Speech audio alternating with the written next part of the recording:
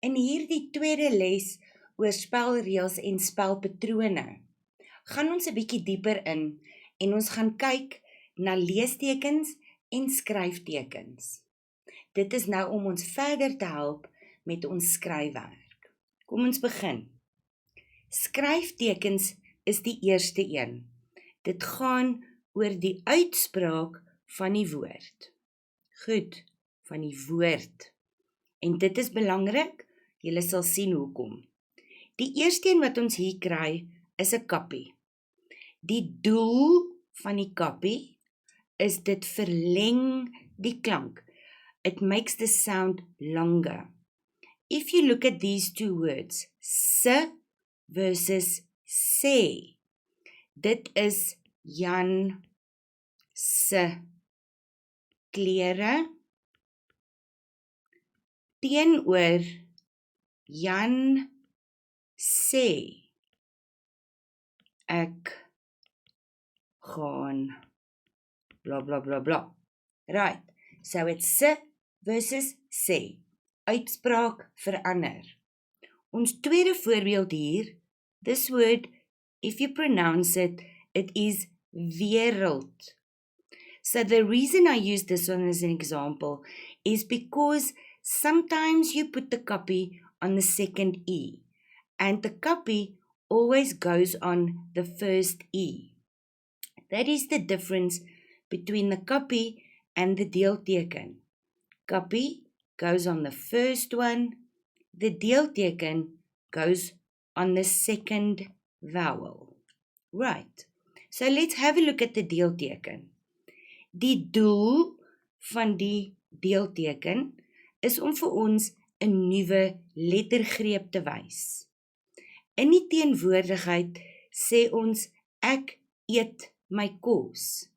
Maar in die verlede tyd as ons 'n ge voor hierdie woord sit, dan word hy geet met 3 e's. So nou sit ons 'n deelteken daar wat vir ons wys dit is 'n nuwe lettergreep, 'n new syllable, and it helps us with the pronunciation of the word, as we said in the beginning, geëet.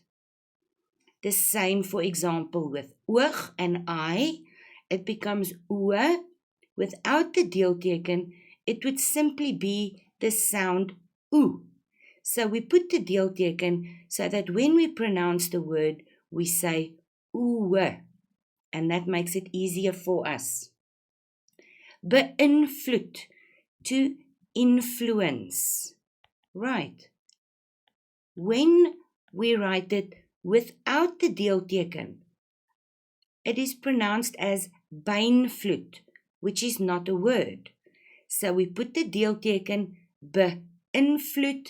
It helps us with our pronunciation, beïnvloed.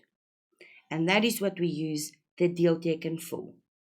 The third one is a koppelteken, a hyphen. So when do we use a hyphen?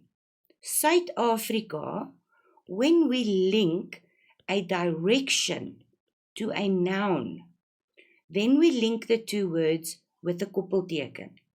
And the reason I used Suid-Afrika as an example is that they love asking Suid-Afrika in various forms in different parts of your language paper, either the abbreviation or the spelling, and that is why you need to understand two things. Suid-Afrika has a hyphen and a K, not a C.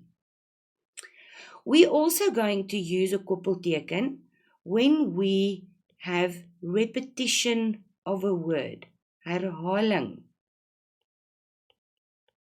So wanneer ons sê, we are not serious about something, ons doen dit speel, dan herhaal ons die woord, and then we link them using a koppelteken.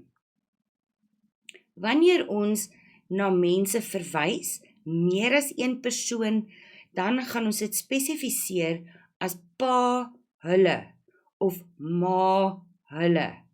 Of ons kan sê, oom, hulle.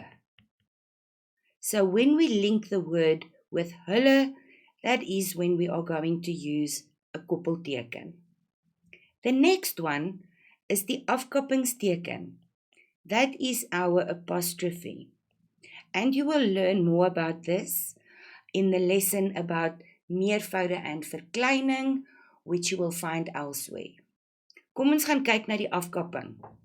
Wanneer ons die meervoude en die verkleining van woorde wat eindig met 'n u, o, u en 'n beklemtoonde a.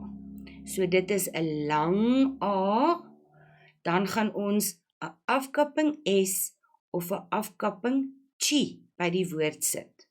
Byvoorbeeld bikinis, fotos, skadu's. 'n skadu is a shadow.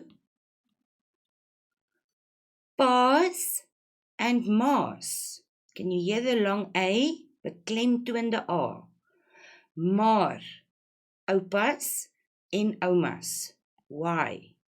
Because when we say oupa, can you hear that the emphasis falls on the O?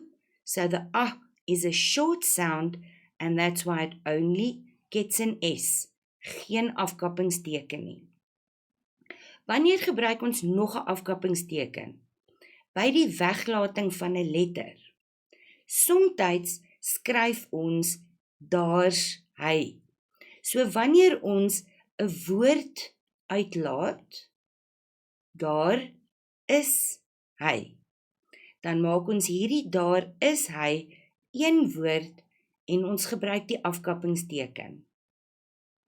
Wanneer ons die woord terug het, so when we pronounce the word, we don't always say terug. Ons sê terug. And especially in poetry, when they shorten the words, this is where they're going to use die afkappingsteken. So wanneer ons 'n hele letter uitlos, vervang ons hom met die afkappingsteken. Hier is 'n samevatting vir julle, all in one page, so you can just pause it there for a moment and make sure that you understand. Kom ons kyk volgende na leestekens. Now, where skryftekens helped us with the reading of a word or the pronunciation of a word, leestekens, which of course is our punctuation, this helps us with the reading of the sentence. The first and most important one is the full stop, a punt.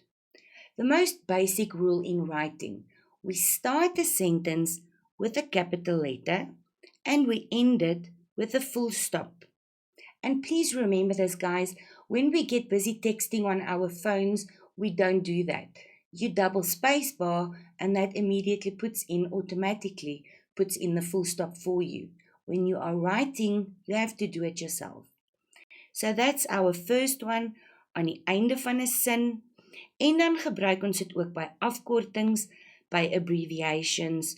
For example, Dinsdag, de, with a full stop.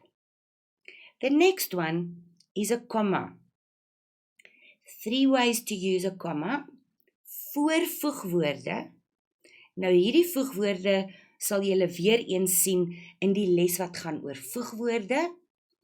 Maar groep 1 se voegwoorde want en maar kry 'n komma voor die woord. So when you start your sentence, hy slaap, komma, want hy is moeg. Of sy eet, maar sy is nie honger nie. Wanneer ons 'n lys maak van dinge, when we make a list of things, I ask you to go to the shop en ek sê vir jou, koop vir my melk, komma, water, komma, brood en appels. So when we make a list of things, we separate them by the comma, and between the last two is where we put en. Die derde een is wanneer ons meer as een byvoeglike naamwoord het. So ons sin sê die mooi jong meisie. Ons het 2 byvoeglike naamwoorde and we separate them by the comma. I am going to give you one more example where we use a comma, and that is tussen 2 werkwoorde. In a sentence where you have more than one verb next to each other, you are also going to separate them by the comma.